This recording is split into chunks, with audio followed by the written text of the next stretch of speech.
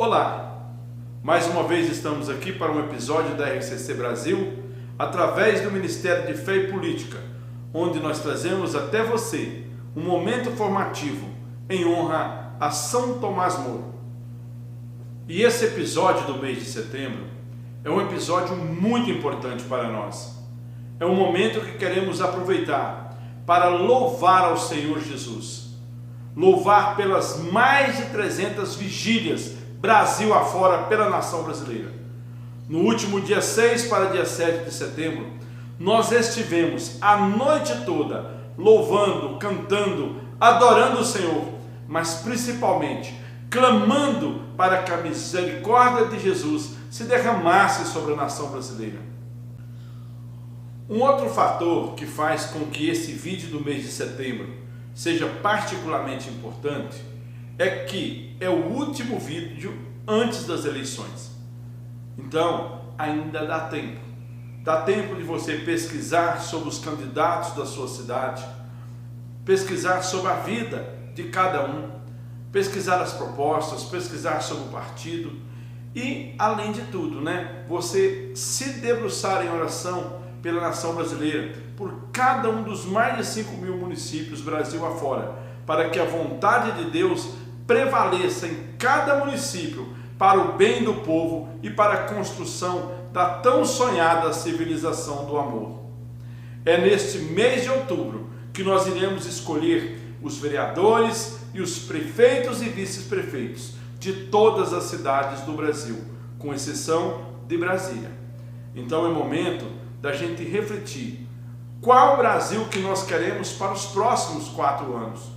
Quais as cidades que nós queremos para os nossos 4 anos? Aqui na minha cidade, eu sei o que eu quero para os próximos 4 anos. E você aí na sua?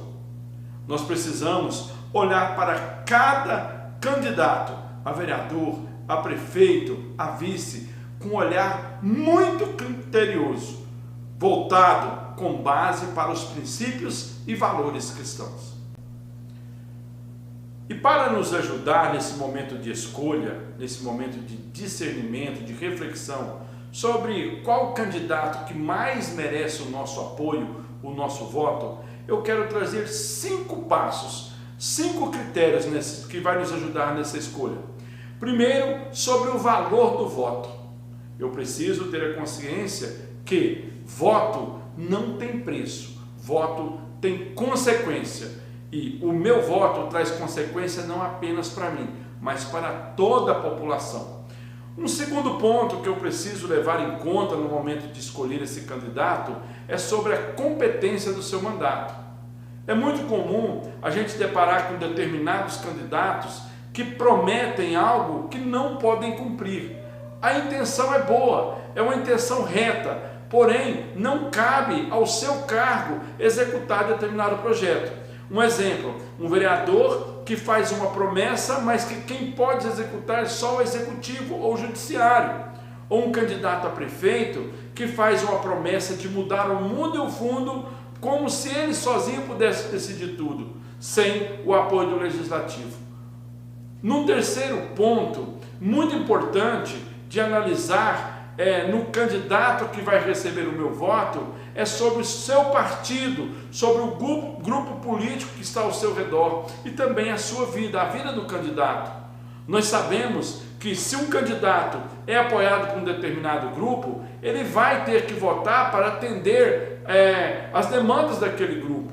Assim também nós precisamos de olhar também o partido, porque nem todo partido, ou quase nenhum, dá liberdade para que o candidato vote de acordo com sua livre consciência.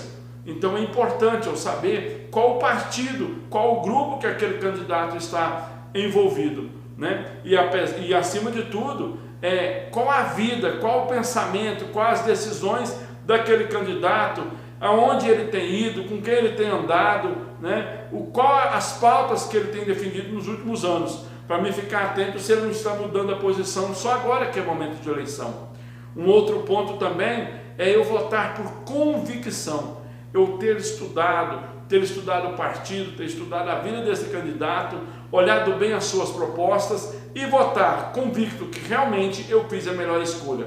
E por último, muito mais importante do que todas as outras, ou tanto quanto, é eu votar por discernimento. Votar em pessoas que realmente, tenham liberdade. Votar em pessoas que estão de acordo com os princípios evangélicos, com os valores cristãos aos quais eu defendo. E nesse momento de escolha do voto, também é muito importante eu ficar atento a 5 perigos. O primeiro deles é quanto à notícia falsa, as fake news. Eu tenho que tomar muito cuidado para não ser atraído simplesmente por notícias ou campanhas que me chamam a atenção, que falam aquilo que eu gostaria de ouvir. Ficar atento principalmente também às pesquisas. Não votar simplesmente porque o candidato está nessa ou naquela posição, se está à frente da pesquisa. Não, o voto cristão é um voto consciente. Eu preciso votar no candidato, de acordo com as suas propostas, com aquilo que eu acredito e que eu estou vendo, que ele defende também aquilo que eu defendo. Segundo, não trocar meus votos por favores. A gente pensa ou tem a ilusão que a venda de voto, ou a compra de voto, melhor dizendo, é simplesmente por dinheiro. Não, mas muitas vezes acontece essa compra de voto pela promessa de um emprego, pela promessa de uma casa que eu vou receber, uma casa própria, ou pela promessa de algo que vai me beneficiar. O cristão consciente, ele sempre analisa o candidato de acordo com o bem comum, levando em consideração sempre em primeiro lugar o bem de todos. Um terceiro perigo que eu preciso ficar muito atento é quanto a votar sem analisar as propostas. Às vezes eu olho para aquele determinado candidato, vejo que ele tem uma boa e reta intenção, ele está num partido que tem a ver também com aqueles valores que eu defendo, eu gosto do partido, gosto do candidato, mas eu não olhei as propostas dele. Talvez ele é uma boa pessoa, às vezes ele está no partido certo, mas se ele não tem proposta, o que ele vai trazer para mim nos próximos 4 anos? E aí pode até acontecer que eu me decepcione com esse candidato, ou porque ele deixou de fazer alguma coisa, ou porque até não fez nada, ou pior ainda, ou começou a votar a favor de pautas que vai totalmente contra aquilo que eu acredito. Simplesmente por quê? Porque eu não analisei as propostas dele.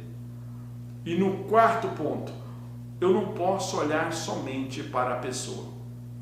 Às vezes o cara é meu amigo, às vezes eu voto nele porque ele é do meu bairro. Ah não, é porque ele é da minha igreja. Certo, mas como ele é como político?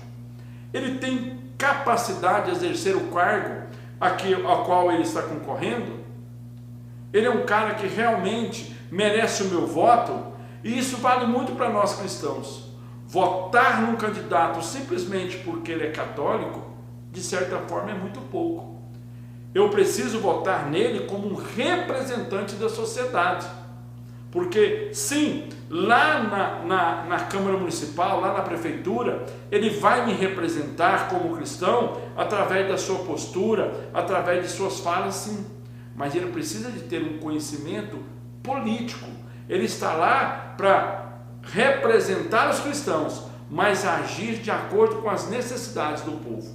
E por último e quinto, ponto perigoso na hora da escolha desse candidato, é eu voltar em falsas promessas. Um candidato que a vida inteira ele nunca agiu de determinada maneira.